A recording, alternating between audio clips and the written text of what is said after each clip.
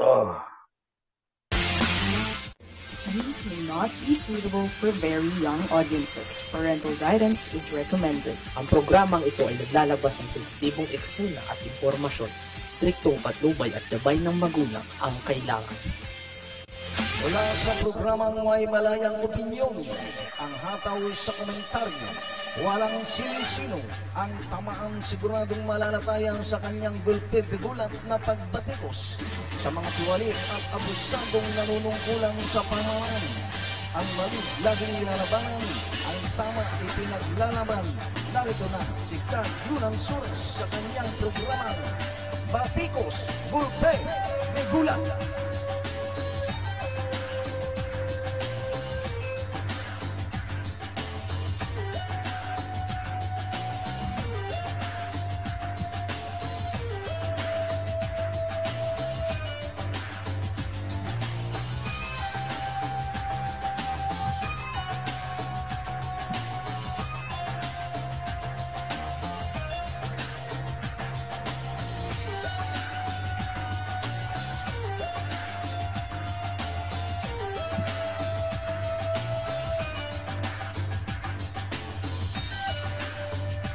Haba ng intro, no? Isang magandang hapon, Pilipinas, isang magandang araw ng Huwebes, alas 2 hanggang alas 3 kami sa programang Liquid de Gulat at Truth and Knowledge sa Kakampi Online. Kasama natin ang Batikan komentarista, broadcaster ng DWAD, si Kajik Ortiz.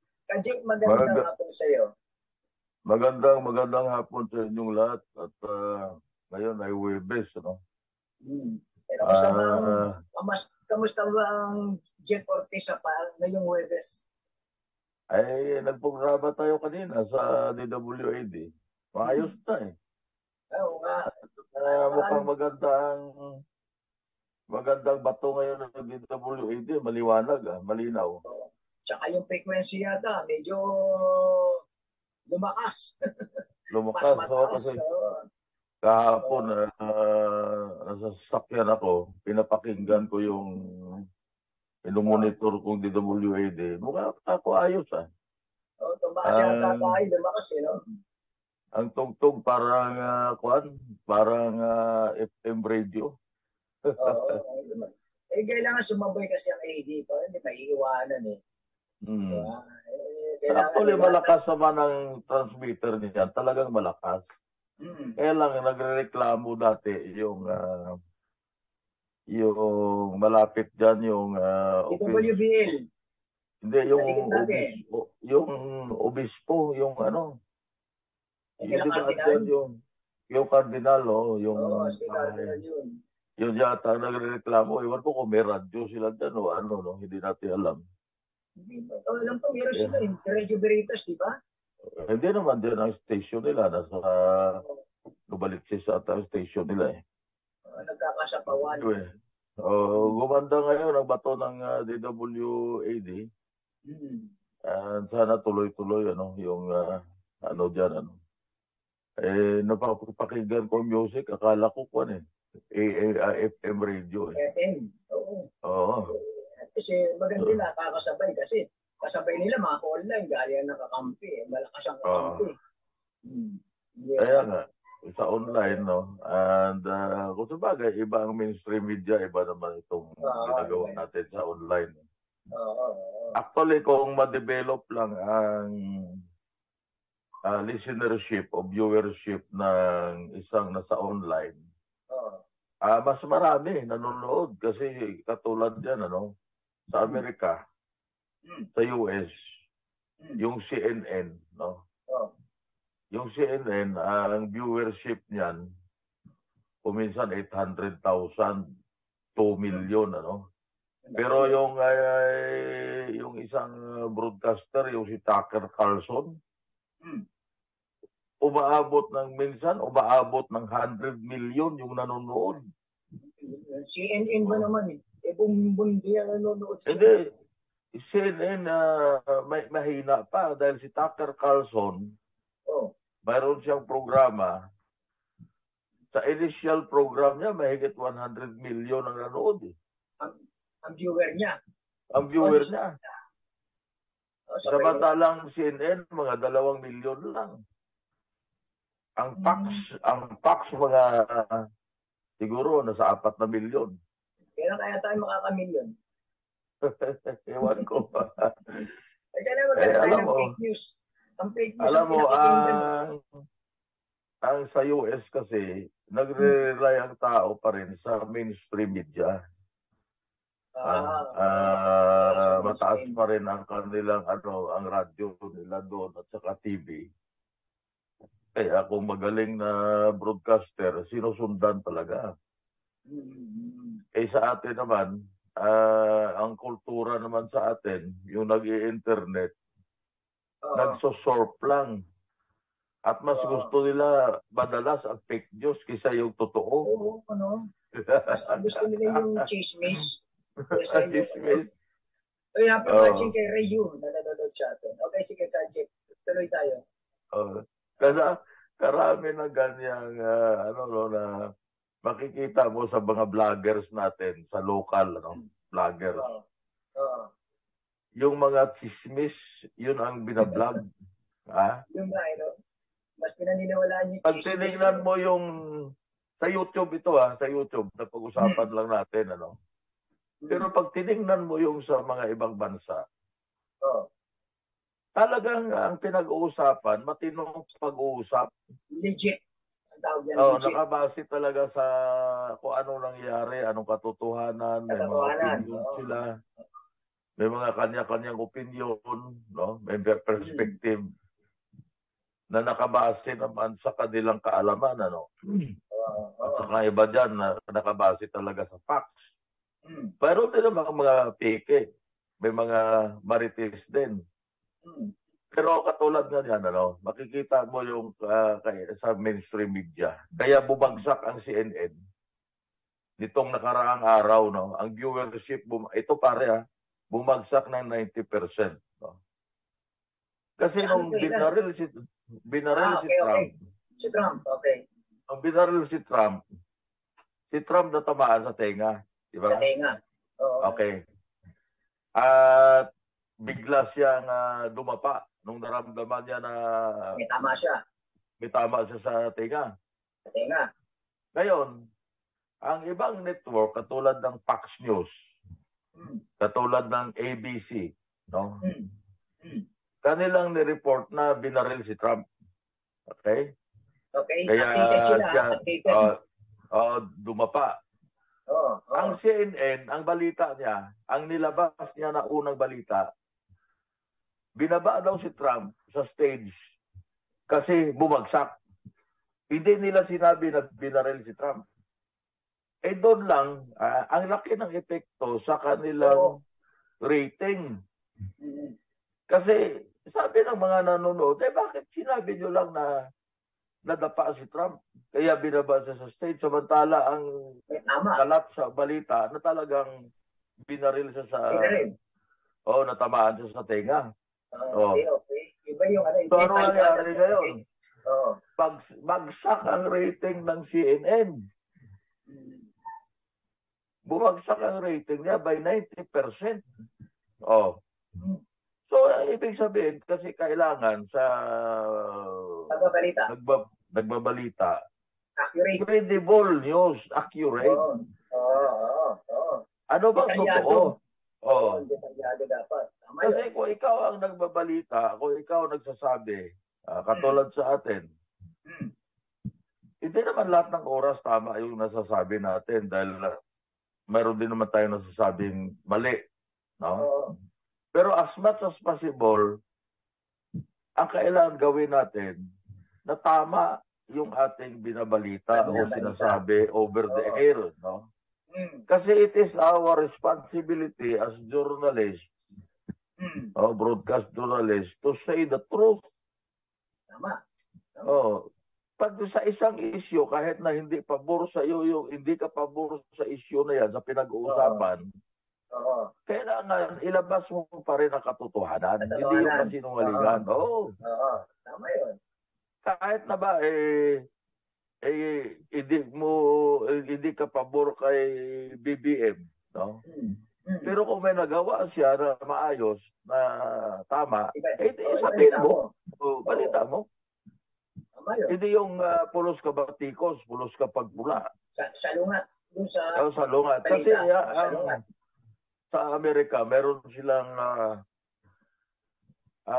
mga programa. Katulad yan, yung MNBC. Kaya bumagsak yung nag-rating nito. Merong programa dyan, tuwing alas 7 ng umaga, sa kanila doon, sa Amerika, yung Morning Joe. Walang ginawa yan kundi murahin si Donald Trump. Walang ginawa yan kundi batikusin. Ang tao, pag puros kasi sinungalingan ang iyong sinasabi at inaatake mo ang isang tao, magsasawa na panunood sa iyo eh. Kasi wala naman sila makukuha na legit information sa sinasabi mo.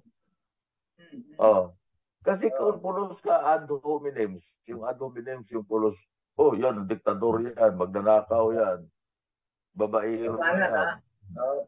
Pulos banat. Sino pa maniniwala sa iyo? Pulos ganyan na lang ang sinasabi mo eh. Atake, personal yun eh. Personal yun. Kaya sa atin dito, pag ganyan ang programa mo na wala kang ginawa, kundi pulos banat, at madalas pa, hindi totoo yung sinasabi mo para siraan mo lang yung isang tao. Magsasawa ang tao sa pakikinig sa iyo. Kasi ang laki kasi ng pagkakaiba sa Amerika at dito sa Pilipinas kapag ganyan na sinasabi mo, magic eh. So, iba yung kasi doon, si Trump, tinatawag nilang diktador. Hitler, mamamatay tao, magnanakaw, kung ano-ano mga sinasabi, rapist. Hindi ko lang alam kung ang ang libel laws nila doon, kung gaano ang pagkakaiba sa atin. Kasi sa atin, hindi pwede natin gawin yan. At hindi yan wala yan sa ethical standards natin na mga lisensyado ng KBP o accredited broadcasters ng KBP, nasisiraan natin ang ating kapwa. Nang wala tayo ng ebidensya. Kasi ang kahit na ako, pag ang isang broadcaster na walang ginawa kundi pulos na lang banat, kaya maraming vloggers dyan eh. Banateros pagkatawag sa kanila eh. Hindi kasi pulos na lang banat. Nanganak yan eh. Wala. Ano makukuha mo? Ano makukuha mo? Ginawa ka na ng politiko. Kaya nga, anong makukuha mong tama na impormasyon? Katotohanan. Katulad yan, sinasabi nila tumaas ang presyo ng bigas. Okay? Ando na tayo. Talagang tumaas ang presyo ng bilihin ng bigas. Ngayon, ang sinisisi gobyerno natin. Part of the na pwede mong sisihin, yung government, mayroon siyang mayroon siyang partisipasyon. Pero hindi lahat nasisisihin mo sa gobyerno dahil mayroong mga external factors. Kung bakit tumataas ang mga bilihin na beyond the control of the government. Okay. Ano ba ang external factors? Katulad yan sa bigas. Tumaas ang presyo sa world market. May control ba gobyerno natin doon sa pagtaas ng presyo sa world market? Wala.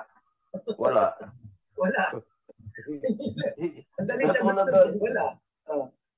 Katulad ng presyo ng gasolina. May control ba tayo? Ang gobyerno? Wala pa rin. So, may mga ibang bagay na may control ng gobyerno, pero pagkaganyan ng mga katulad sa presyo ng bigas, kaya nga ang ginawa ni Marcos ni BBM, pinababa niya ang taripa. Ibig na 35%, pag 15% na lang. So, ano ngayon ang ibig sabihin yan? Di gumagawa sila ng hakbang para mabawasan ang presyo ng mahal na bigas. Pero sa ibang grupo, ay hindi sang-ayon sa gano'n. Hindi pwede yan. Kailan ibalik yung taripa? Grupo naman ng mga magsasaka. Ayun, anong gagawin ngayon ng Pangulo ng Pilipinas? Walang paglalagyan. Para siyang nanunulay sa alambre niyan. Wala sa posisyon. Kailan na ibalansin na yung interest ng mga rice producers sa interest naman ng nagugutom ng mga mamayan. Yun ang dyan eh. So ngayon, hindi mo pwedeng sisihin ang pamahalaan na lahat na lang sisihin mo sila. Dahil meron silang hindi control na mga, ang control nila taripa eh. Sige, baba natin taripa. Yun lang control nila kasi nasa loob natin yan eh. Pero sa labas, pag tumaas ang presyo ng bigas sa Thailand o sa Vietnam, may control ka ba? Wala. Sila naglalagay ng presyo. Pag sinabi sa iyo na Thailand, ang presyo namin ngayon, 40 pesos per kilo eh. Anong magagawa mo? Kaya nga, yun ang diyan na hindi naman pwede pulos ka na lang batikos, pulos ng pagpuna, o pulos banatan mo na lang yung nang hindi mo iniisip. Kung yung sinasabi mo ba tama, kasi para lang makabanat ka, para lang kung yung tama ba yung sinasabi mo. Yan ang mga nangyayari sa mundo ngayon. At katulad yan, si Trump, ay baka hindi mapigilan na manalo yan. Yung simpati nandiyan eh. Umiiral ba yung simpati sa ibang bansa? O ba issue sila? Tatanungin kita, Jay. Ano sa pananaw mo at nakikita mo, bakit binaril si Trump? Ganito yan. Ang media kasi sa Amerika, merong mga grupo, yung mga tinatawag na elites. Elites. Yung mayayaman. Mga elitista. Mga bankero, bankers, mga industrialists, mga negosyanteng malalaki na nasa Wall Street. Natatakot sila na pag naging Pangulo si Trump, ang gagawin ni Trump, ititigil yung gira sa Ukraine. Okay?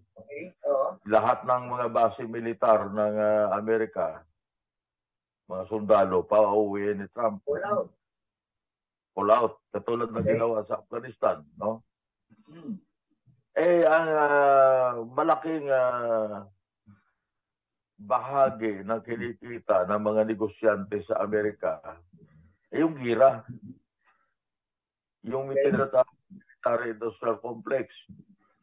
Boeing, Raytheon, Lockheed Martin, at kung ano-ano pa ng mga kumpanya. Ngayon, trillions of dollars ang ginagawa niya na negosyo. Hindi lang billions of dollars. Lahat yan apektado. Kasi ang mga kumpanya, may nagpipinance yan. Sino nagpipinance? Bangko. Diba? So ang bangko kumikita sa interest nila pag pinapautang nila yung malalaking kumpanya na yan. So yun ang ikot yan. Sino pa?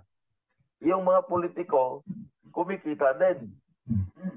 Dahil saan nanggagaling ang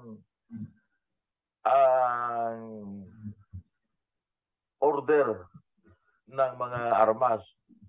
Hindi sasabihin ng military ng US Army, US Armed Forces o Navy o Air Force, kailangan namin ng ganitong armas.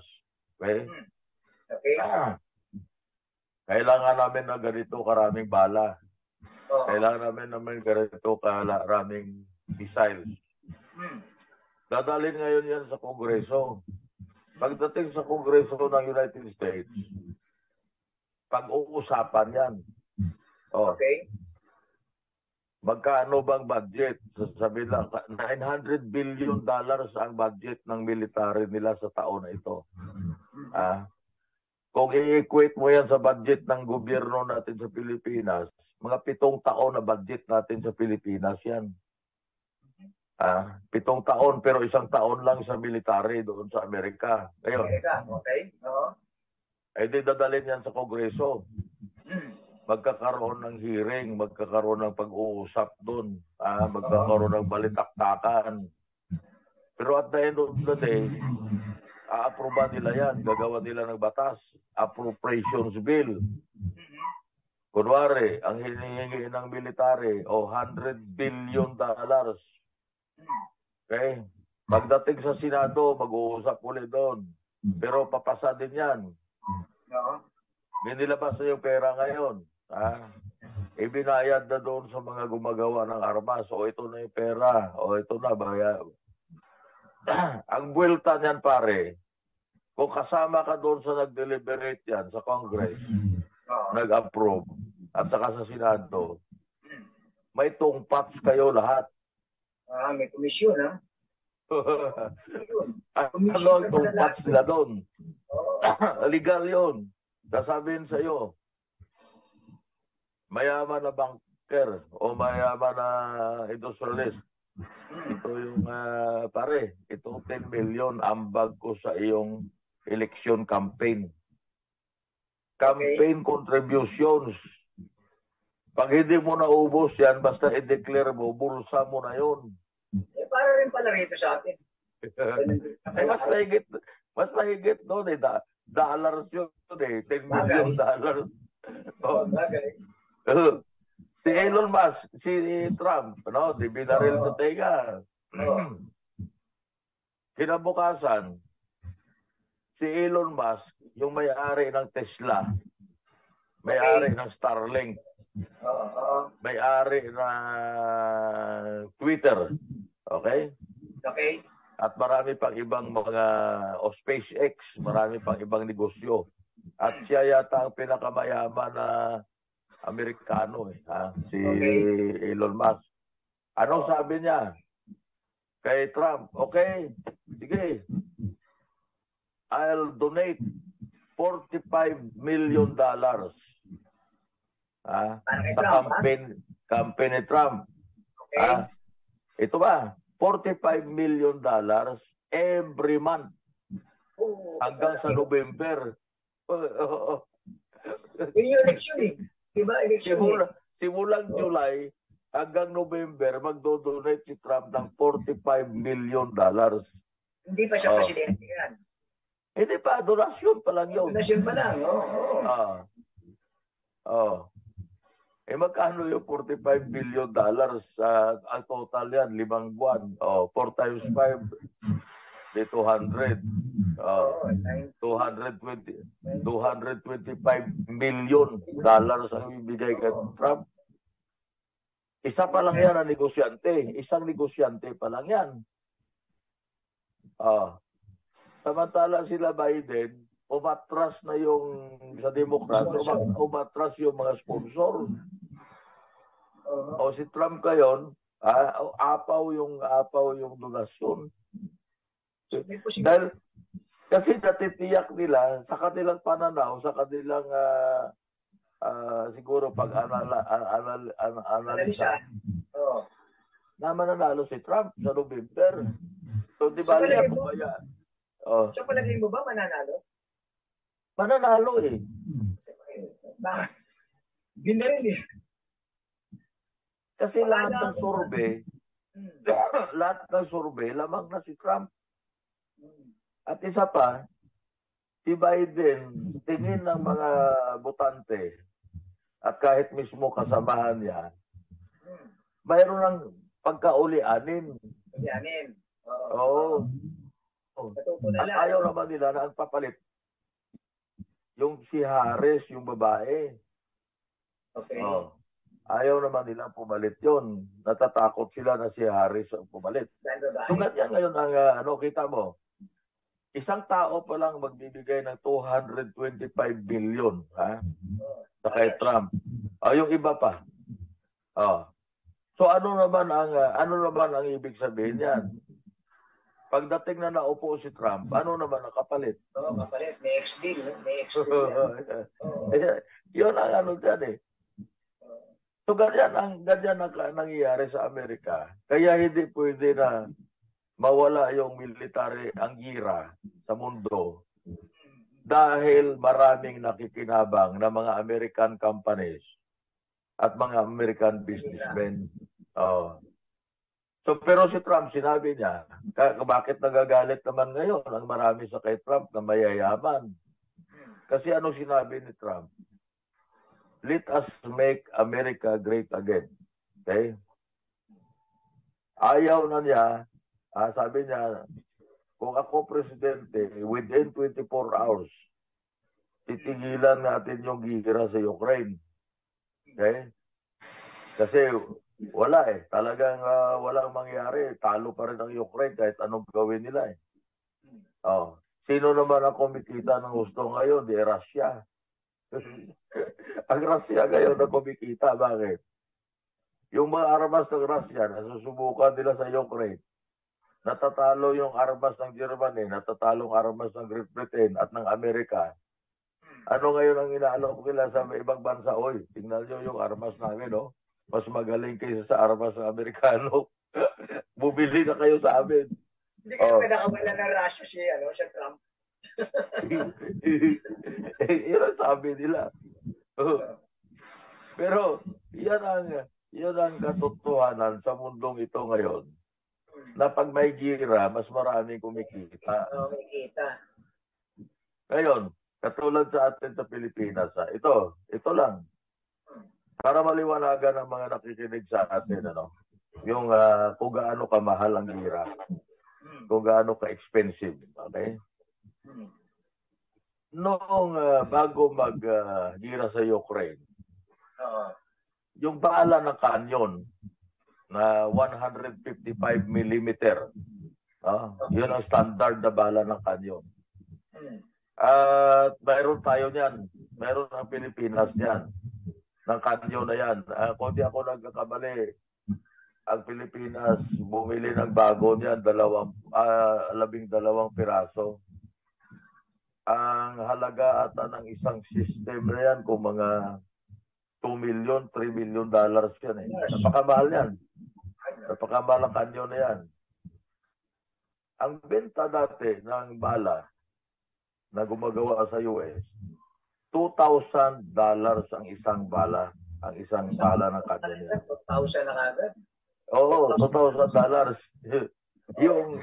Yung warhead at saka yung pulbura, dalawa yun Warhead, pulbura.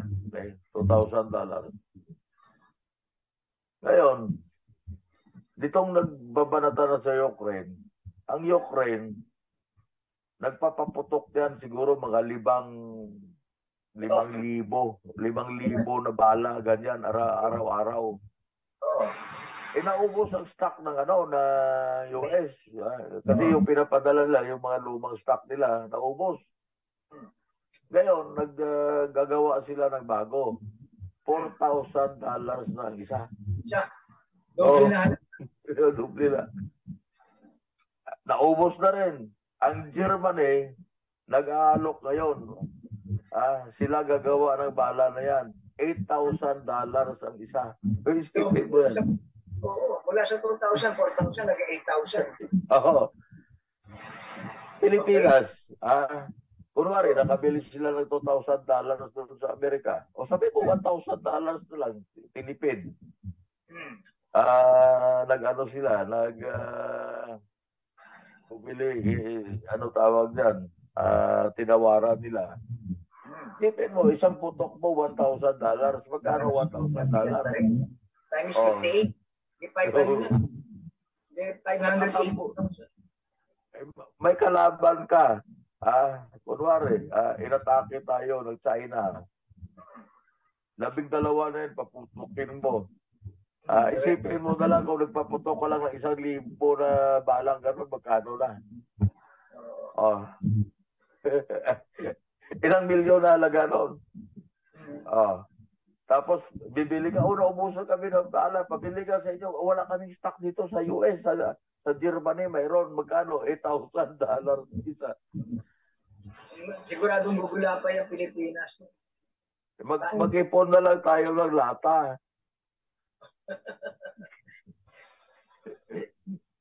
Ang hirap isipin yung pera pagdating sa Pilipinas. Tapos, lata kalburo, gawa tayo ng kanyon. Awayang kanyon na lang ang gagamitin. Kaya nga, ganon kamahal ang gira. Isipin mo na lang yung laban sa eroplano. Yung missile ng Patriot missile. Ang binabanata noon, eroplano. Okay? Ang isang eroplano, nakatulad sa Russia, nagkakahalaga siguro ng mga $60 million, no? Ang isang eroplano. O $80 million, depende sa modelo. Ganon din ang US, mahal din ang eroplano nila eh. Pero alam mo bang missile, kung magkano? Ang isang putok ng kanyon, $4 million. Isang putok. Isang putok. $4 million. Yung Patriot missiles. Kaya halos ano ang Israel diyan eh. Dahil yun ang ginagamit na Patriot, no? Nang itatake sila ng Iran, yung pinalipad ng Iran na mga drones, nagkakahalaga ang isa noon ng $10,000 ang isa drone. Binalatan nila.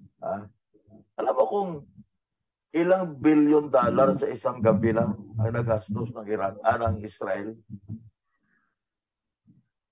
Billions of dollars. Mga tatlo, $3 to $5 billion. Yung gagamitin pera para sa ekonomiya, sa biyera lang mga puntaan. $3 to $5 billion na yun ang nagastos sa isang gabi lang.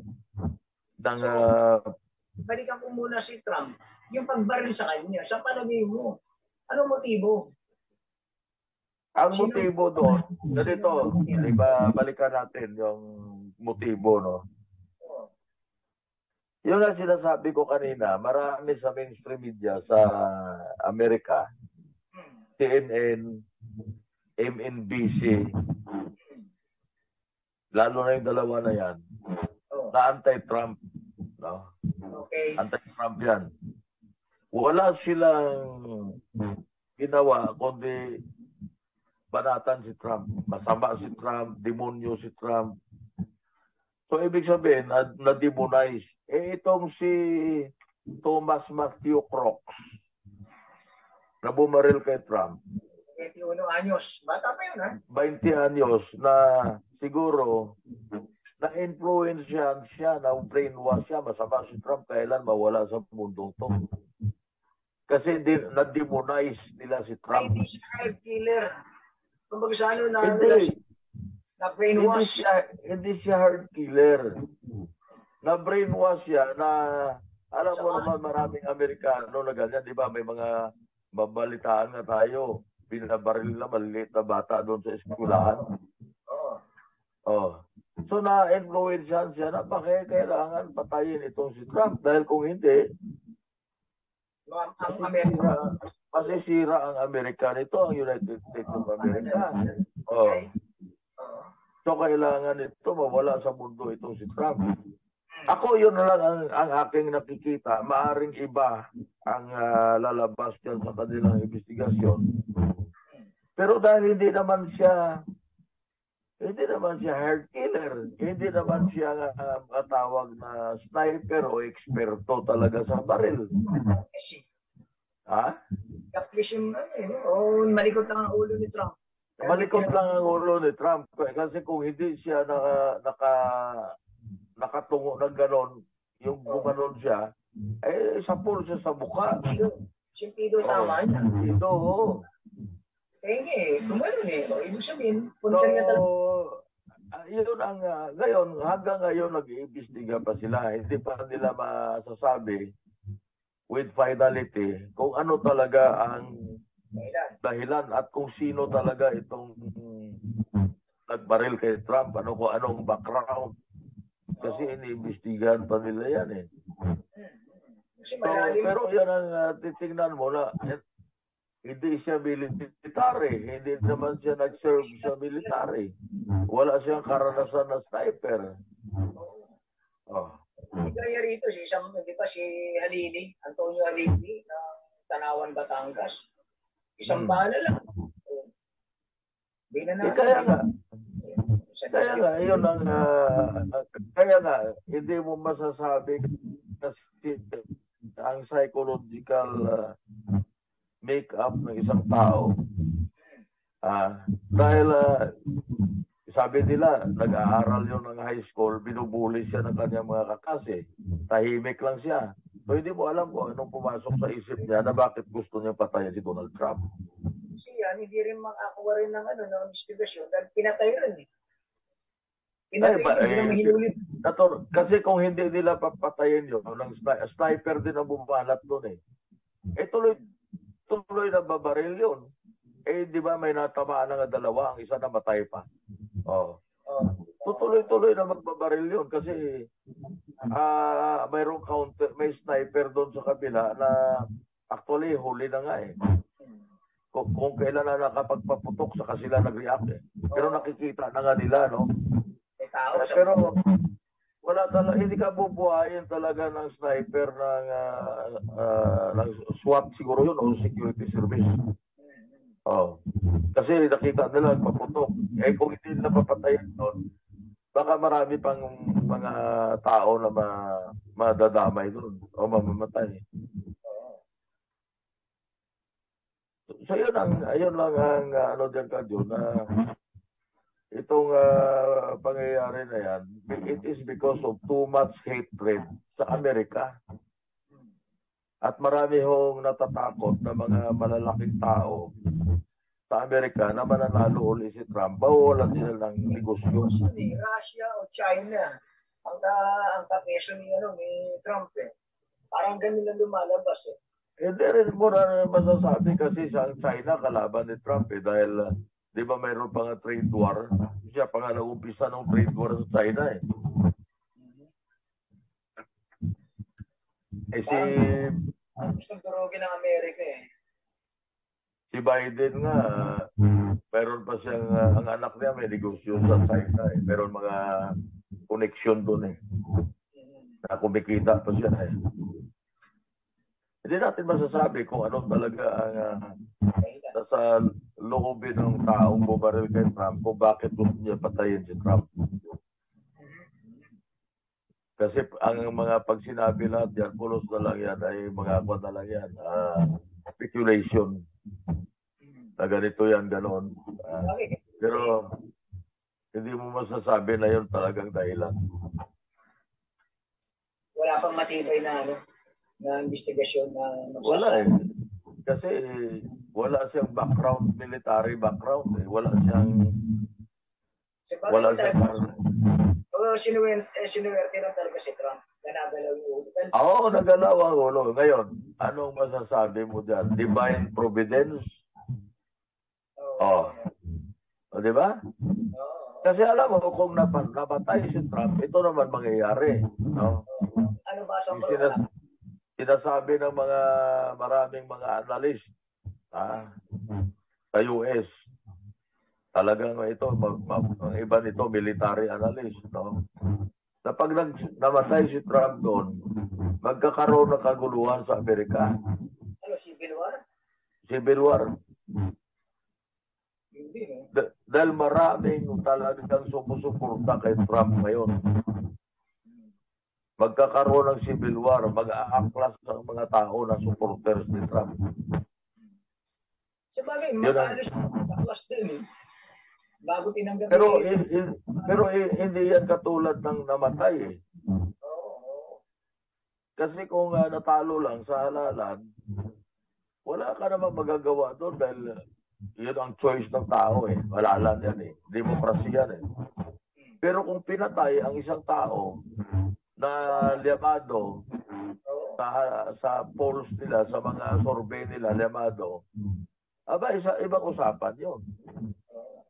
Talagang sinadya na patayin para hindi manalo. Ngayon, anong dahilan? Ang mga negosyanteng malalaki. Yung mga elites. Sa palagay mo, si Biden may alam dyan? Wala. Si Biden wala. Wala yan. Hindi naman ganon siguro kasama si Biden na naisin niyang ipapatay ang kanyang katunggali. Sa kanya rin no? Oo. Wala yan. Si Biden wala yan. At walang nagutos doon eh. Ako ito ang aking ito personal ko to. Hindi pa natatapos yung investigasyon nila. Dahil kung titingnan mo naman yung background ng taong yon, graduate lang ata sa high school eh. Anong background niya? Sino ang mag-hire doon na uutusan siya, patayin mo si Trump, babayaran ka namin. Oo. Gusto yung sumikat, no? Ang baril ka na ginamit niya sa tatay pa niya eh. Ay, hindi pa talaga. Nabili ng tatay niya noong 2012 pa eh. Hindi naman sa kanya yung baril. Yung mga modelo pa yung baril. Tapos, bumili lang siya ng bala yata bago siya pumunta doon. Parang the day before o bago siya pumunta, bumili siya ng bala. Siguro ang plano niya, no? Paano mo nalusutan yung mga security? Yun lang doon baka yung mga security, hindi rin maniniwala na ito ay professional na killer. Kasi hayagan nakikita nila, naglakad pa, may dala pang hagdan eh. Ang haba pa ng buhok. Siguro nakita na, ito nakapaloob ata sa bag na gun bag yung baril, hindi naman lang nakikita ang baril. Siguro sa kanila, may hagdan pagdala to. Ano kaya ito? Trabahador ng gumagawa ng bubungan o ano? Distansya ng babarilin at babaril. Ngayon, marami dyan na mga marites na may mga conspiracy daw. Talagang may nag-utos na papatayin si Trump. Hindi ako niwala doon. Kung hindi mayroong ganyan. Hindi professional pero hindi rin pwede sabihin. Chamba no? Na-chamba lang siguro nalistan mo. Na-chamba lang niya si Trump na kasi may site na ginamit siya na kung hindi talagang sapol sa mukha si Trump doon. Kasi paharap o palikod? Paharap ba? Paharap. Pag gano'n. Gumanon si Trump nagkataon na may binasa siguro. Pag gano'n yan, tatinga siya. Dahil sa mukhang tama. Oo. Sa gilid naman yung sentido. Itong kahit na, hindi sa tinga tatamaan yun, sa gilid binanatan yun. Kahit na dito tamaan yun, di fatal yun dito. Kasi tama sa harap yung pinagbat siya. Si Trump lang pang showbiz Oo. Hindi sa Playboy yun, di ba? Siya may-ari na matis. Nung nakita niya na wala na nagbabaril, siguro, naramdaman niya, tumayo pa, gumanon pa ibig sabihin, talagang showbiz. Hindi ako natakot. Nakataon niya, nagamit niya rin. Yan naman ang maganda kay Trump dahil hindi siya nagpakita, nagtakot na talagang pinakita niya yung courage niya, yung kanyang At doon naman nag-react ang taong bayan nang nakita nila si Donald Trump na gano'n. Nakita niya si Donald Trump na gano'n ang kwan. So yan ay lumalabas. Makikita natin yan sa susunod na survey kung sino lamang. Kasi nung June survey, lamang si Trump ng at lamang ng 3.3%. Okay. Lamang pa yun. May yung sympathy vote. Mayroon eh. Diba kung kuso sa Meron yan. Kahit mga Amerikano, may sympathy vote yan. Yung medyo nag-aalangan kay Trump, Ngayon, Kaya. pag ano yan, ito na lang puputo natin kasi ito okay to. Binaril, magaling. Binaril. Ay, shoutout kay Erlin Tercar na siyang kandidato. Ayan, sige, Kajik, tuloy tayo. So yun ang abangan natin kung ano mangyayari sa mga susunod na panahon. Ano? Dahil ito, interesting itong si Trump kasi maraming pagbabago na mangyayari sa mundo natin. Ano? Pag si Trump ang nanalo. At ang kanyang Vice President, si J.D. Vance. Siya yan? Si Vance. Yung si Vance, dating Marines, sundalo yan. Pero siya, Rusod ang pinili. ayaw niya na natulungan ang Ukraine. Si Vance, yun ang sinasabi niya. Tigilan nyo na yung pagbigay ng pera sa Ukraine. No? So, hindi natin alam kung ano maging foreign policy ng Amerika. Pero mas malamang kung ganyan na ang Vice President ngayon at saka si Trump din, sinabi niya, within 24 hours, ang epekto sa atin sa Pilipinas yan, maaari ding sabi ni Trump, ayoko nang umatras na kayo dyan. Oh. So maiiwan tayo ngayon at kailangan maghanda itong ating gobyerno dahil pagdating dyan sa issue sa West Philippine Sea, ako'y sinasabi ko pa rin hanggang ngayon na ang pinakamainam na solusyon dyan, diplomasya. Diplomacy. Pwedeng mangyari yun. Hindi mo sa alanganin ng Pilipinas niya. Kasi ang wala naman solusyon ang alam nyo, hindi lang naunawaan ng marami sa ating kababayan kasi yun. Yung mga bato dyan, hindi natin teritoryo yun. Hindi natin teritoryo yun. Wala lang pwede pag nakakapaloob sa ating exclusive economic zone. Wala lang pwede gumamit dyan yung maghanap ng langis sa ilalim ng dagat. Wala. So, ibig mo sabihin doon sa walang pwedeng gumamit? Sino lang ang pwedeng gumamit? Tayo. Okay. Tayo lang. Ang isda, lahat, hindi mo mapipigilan yun. Siyempre. Kasi ang isda, lumalango yan eh. Saan nakakarating yan eh? O kung saan nakakarating. Ngayon, yung pagdaan ng barko dyan, wala kang control. Kasi ang may control ka lang yung 22 kilometers from your shoreline. Okay. So kung katulad yan, may report sila na doon daw 60 kilometers away from Lubang Island, may barko ng Coast Guard ng Chinese doon. Nasa loob ng exclusive economic zone natin, wala kang control doon. International waters yun eh. Lahat pwedeng dumaan. Hindi mo pwede sitahin ang Chinese doon o kahit Amerikano o kahit sinong barko dahil nasa labas ng teritoryo mo eh. Wala Kasi, sa loob ng teritoryo ng Pilipinas. Ang teritoryo ng Pilipinas, 22 kilometers ilang away kilometer? from the shore. Paglabas dyan, international waters yun. Sakop yun. Hindi mo, kahit na nasa loob ng exclusive economic zone mo yan, hindi mo pwedeng pigilan ang dumadaan dyan. Katulad sa Binham Rice. Anong sabi niyan? Sa atin yung Binham Rice, no?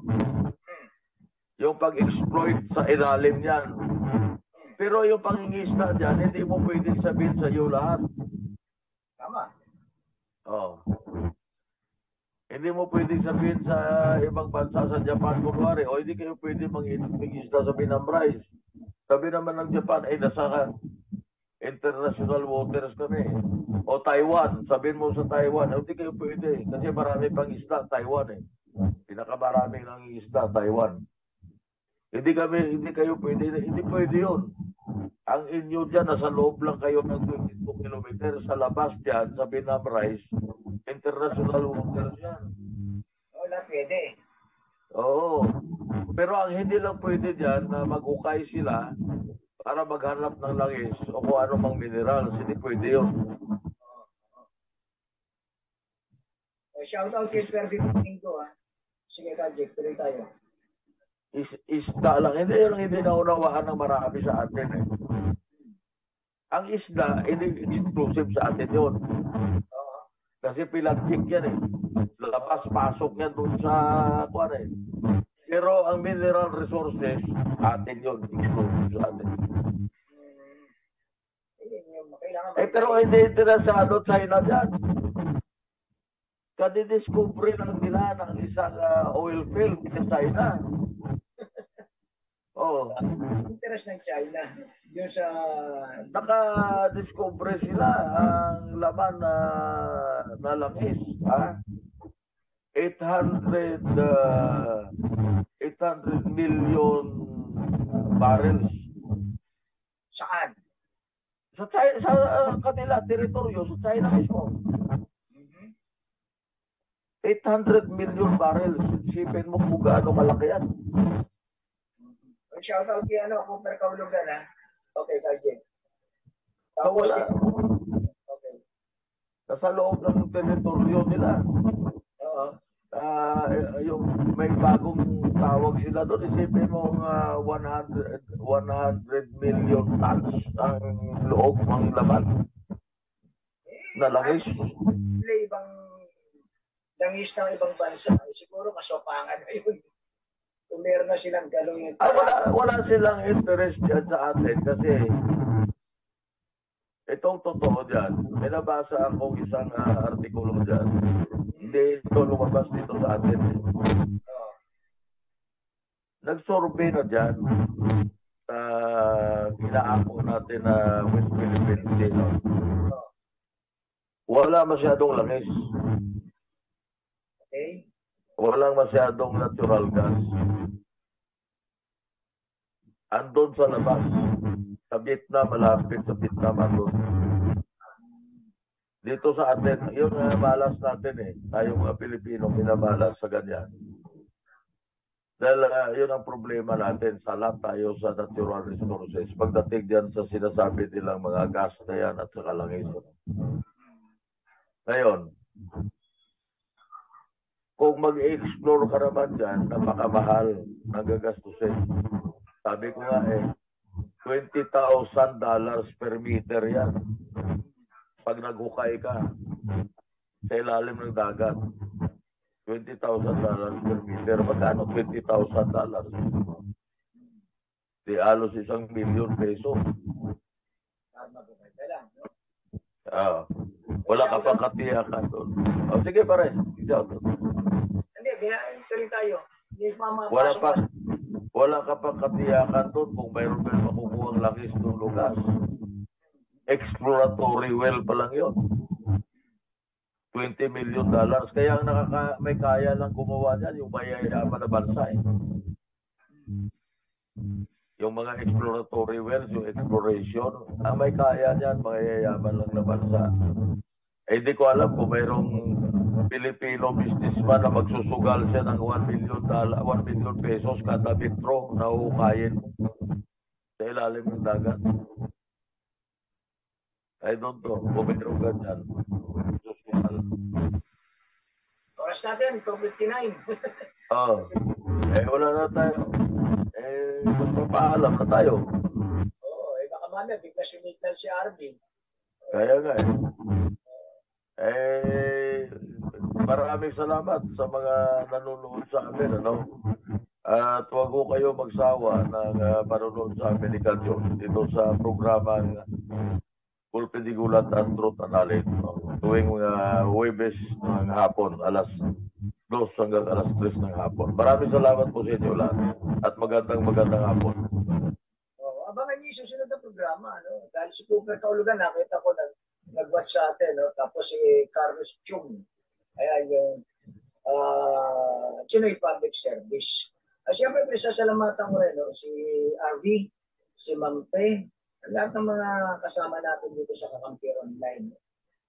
Medyo bitin kami ni Kajek marami pa sana kami pag-uusapan Pero di bali, meron pa naman na Huwebes para talakayin namin ni Kajek yung mga napapanahong issue. Dahil hindi natin napag-usapan ng SONA, Kajek. May 2 minuto Ang SONA, singit natin yan. May 2 minuto. Sigit natin, dali lang, ano? Ang SONA, ang pagkain doon, 10,000 pesos. 10,000 pesos kada isang tao. Walang yan. Ano klaseng pagkain yun? Kasi ang atin daw ng SONA, 2,000. Okay?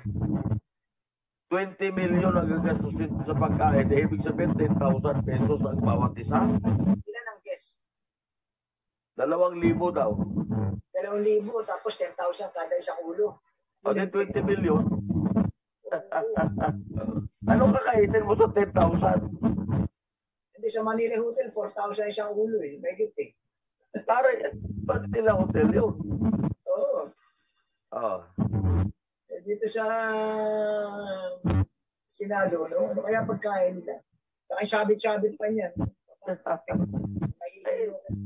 Yun ang ano dyan, maluhos ka. Oo. Oh. Ang pinakamalaki dati na SONA na nagbumastos sa malaki, Inoy ang kino, 500,000. 500,000 lang yun. Ito, 10 million. Oh. Si Duterte, 200,000 lang. Pinakain lang siguro ng bagoong at saka... Tintik naman yun. Sabi nga, baka kasi makaambang tayo dyan sa... Baka yung kay Duterte, pack-lunch lang yun. Pack-lunch. O ito. Diba, 20 million? Ay, Kajek, paalam na tayo. Sige, Nasili na lang. okay. Paalam ako ulit sa inyo. Maraming salamat sa iyong pakikinig at panonood ng programa Golpe de Gulat at Tangatron at alin. Dito mo yung likod, Jack Ortiz. Magandang hapon po sa inyo. Magandang hapon po sa mga nakinig, no, mga nag-WhatsApp sa ating programa.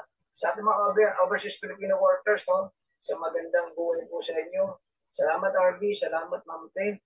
Ito yung kaibigan, ka-shoutout kay Junang Sur sa programang Truth and Knowledge at Golpe de Gulat. Kajik, salamat. Okay, Mula bye-bye. sa programang may malayang opinyon, ang hataw sa komentaryo, walang sino-sino, ang tamang siguradong malalatayan sa kanyang Golpe de Gulat na pagbatikos sa mga tiwali at abusadong nanunungkulang sa pamahalaan. Ang mali laging nilalabanan, ang tama ipinaglalaban. Narito na si Junang Sur sa kanyang programang Batikos, Golpe de Gulat.